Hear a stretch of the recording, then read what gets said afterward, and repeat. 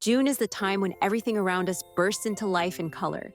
It's the perfect moment to pay attention to the wildflowers we pass by every day. Many of them have surprising stories to tell. In this episode, I'll show you 5 wild plants that are now, in June, in full bloom. You'll learn about their properties, their cultural significance, and what makes them truly unique. Greater Celandine is one of the most remarkable wild plants growing in Poland. It belongs to the poppy family and can be found almost everywhere, along roadsides, in meadows, parks, and even on waste ground. Its Latin name, Chelidonium majus, comes from the Greek word Chelidon, meaning swallow. People once believed the plant bloomed with the arrival of swallows and withered when they left. There's also a folk belief that swallows used its juice to heal the eyes of their chicks. That juice, thick and yellow-orange, contains alkaloids with pain-relieving but also toxic effects. In the past, it was used to burn off warts, and smoke from dried celandine was used to get rid of flies. But be careful, the plant is poisonous and shouldn't be used without proper knowledge. Still, its small yellow 4-petaled flowers blooming from May to September continue to draw attention. It's worth getting to know, even from a distance.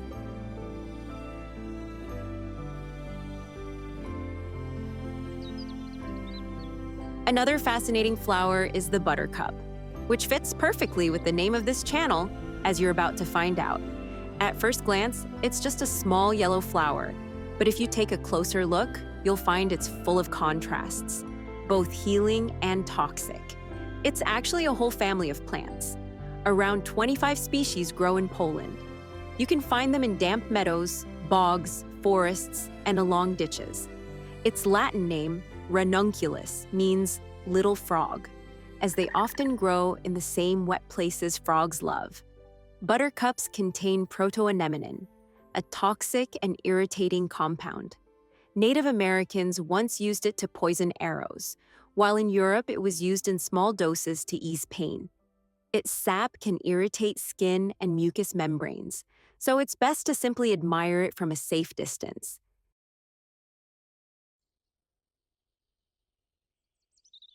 The third plant I want to show you is the Speedwell.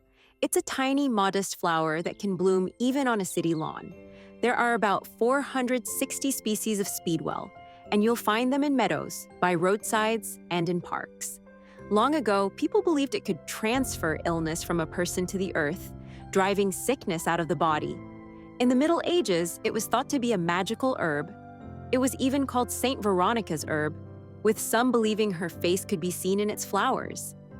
Veronica officinalis, or common speedwell, was once used as a remedy for nearly everything, from colds to skin issues. Despite its small size, speedwell plays an important role in the ecosystem. It attracts bees, flies, and butterflies, offering nectar as early as spring, when few other plants are in bloom.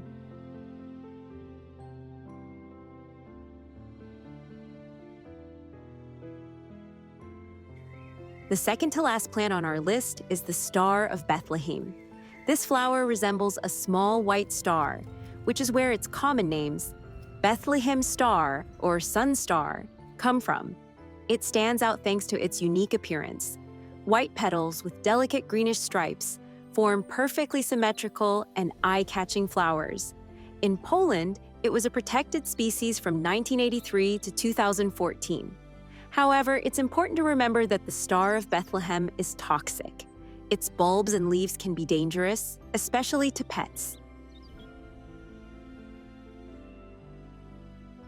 The final example is the Cinquefoil, a member of the rose family found in various forms across Poland, from wild-growing species to ornamental garden shrubs.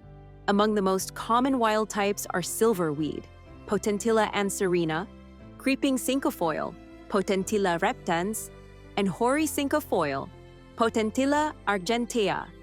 The plant's name comes from its characteristic 5-petaled flowers.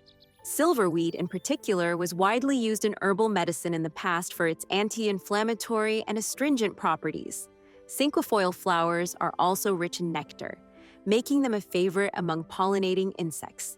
As you can see, the wildflowers we pass by every day hold fascinating stories. If you enjoyed this episode, leave a comment and tell me which wildflower you'd like to hear about next. Maybe it will be a mountain plant, a forest flower, or something growing right in your own backyard.